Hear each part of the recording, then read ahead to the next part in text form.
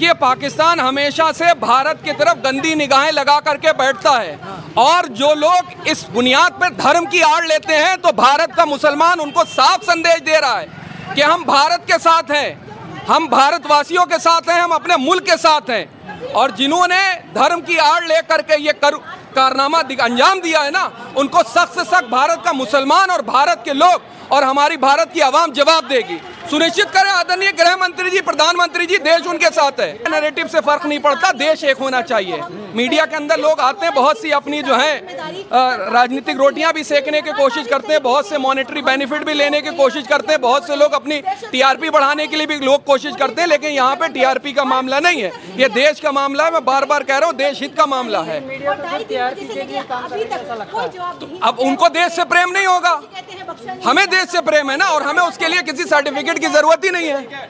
हम तो देश, आप पर भी सवाल उठ सकते हैं, आप कैंडल मार्च निकाल रहे हैं, दिखावा कर रहे हैं, कहा जाएगा नहीं। जो लोग कहते हैं उनको कहने दीजिए ना, हमें फर्क नहीं पड़ता। हमें अपनी देशभक्ति का सर्टिफिकेट किसी से नहीं चाहिए। हमारे बाप दादा अजदाद की खबरें हैं यहाँ पर, और जब जब भारत को जरूरत बनी है, कभी बीर अब्दुल हमीद बन करके, कभी ब्रिगेडियर उस्मान बन करके हम आते हैं, हम अशफाक उल्लाह खां बन करके भी आते हैं, हम जो है अबुल कलाम बन के भी आते हैं इस देश के लिए।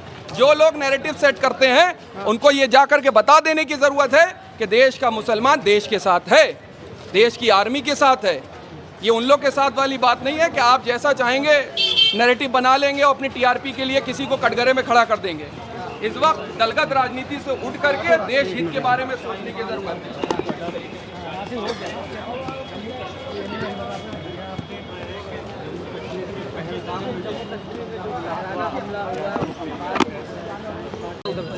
बहुत निंदनीय घटना है और दिल को झंझोड़ देने वाली है और पूरी इंसानियत के ऊपर एक हमला है।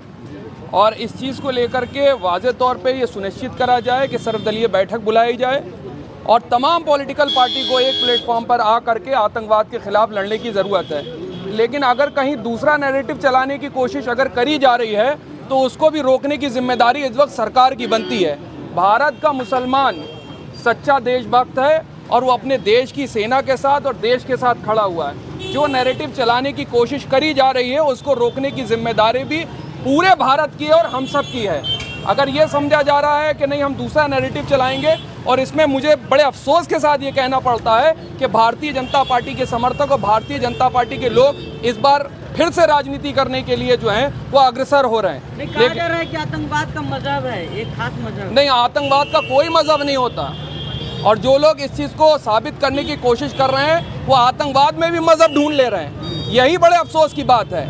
अगर आतंकवाद का मजहब होता तो फिर उनके बारे में क्या कहेंगे, जो लोग दाढ़ी देख करके, जो लोग जो है टोपी देख करके लोगों को पढ़ते हुए नमाजियों को मार देते हैं। आपको याद होगी एक विदेश में घटना, मासूम नमाजियों पर गोली चला देने वाला व्यक्ति भी आतंकवादी है और ये लोग जिन्होंने करा है ये भी आतंकवादी हैं। और करारा जवाब देने की ज़रूरत है आतंकवाद को। कितनी बार आप इस चीज़ को जो है टाल मटोली करेंगे कि नहीं हमारे देश में घटनाएं होती चली आ रही हैं और कोई संज्ञान अभी तक इस तरीके का पुख्ता लिया नहीं जाता। हर बार ये कहा जाता है कि हमने आतंकवाद पर चोट कर दी। सदन के अंदर बैठ करके आदरणीय गृह मंत्री जी ने कहा था कि आतंकवाद को हमने करारा जवाब दे दिया है। जम्मू कश्मीर के अंदर शांति हो गई है।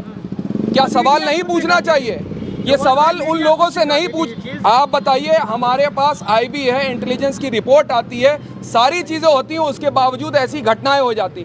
बड़े बड़े जो अधिकारी सरकारी महकमों में बैठे हुए हैं, जो मोटी मोटी तनख्वाह लेते हैं, आम हिंदुस्तानी के टैक्स पेयर के पैसे से लोगों को तनख्वाह मिलती है, क्या ये इंटेलिजेंस का फेलियर नहीं था?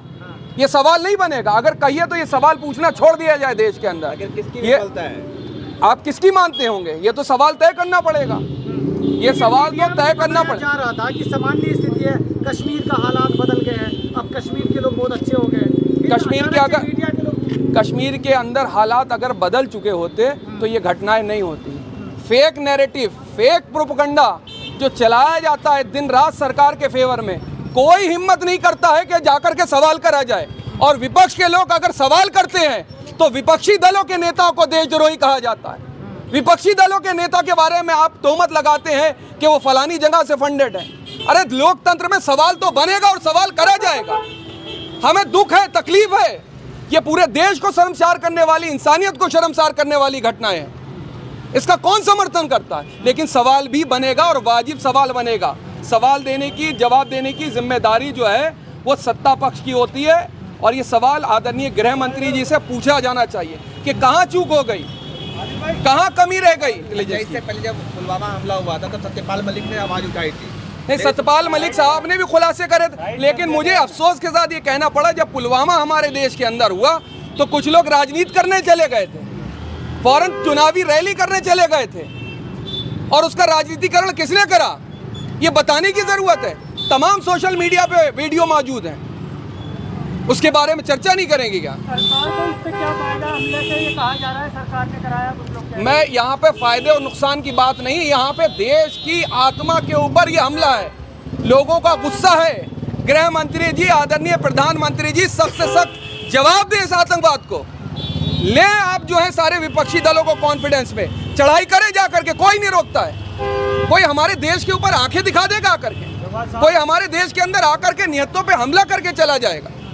कहाँ सवाल तो बनेगा ना, कहाँ हमारी इंटेलिजेंस की रिपोर्ट थी? इस हमले के बाद भी कोई राजनीतिक लाभ है क्या? ये तो अब पता चलेगा ना किसको राजनीति करना है और कौन लोगों ने राजनीति, जिनका इतिहास जो है वो लाशों पे राजनीति करने का है, वो बाज नहीं आएंगे। लेकिन आप ये तो हमने देखा इतिहास में, क्या पूर्व में हमने घटनाएं नहीं देखी किसने राजनीतिकरण करा? कौन सी पॉलिटिकल पार्टी ने आज तक इतने 70 सालों के अंदर जो है सेना के नाम पर और हमारे देश के नौजवानों के नाम पर जो है राजनीतिकरण करा? किसने करा और किसको फायदा हुआ? कौन मांगने पहुंच जाता है वोट सेना के नाम पर? ये सवाल बनेगा साहब।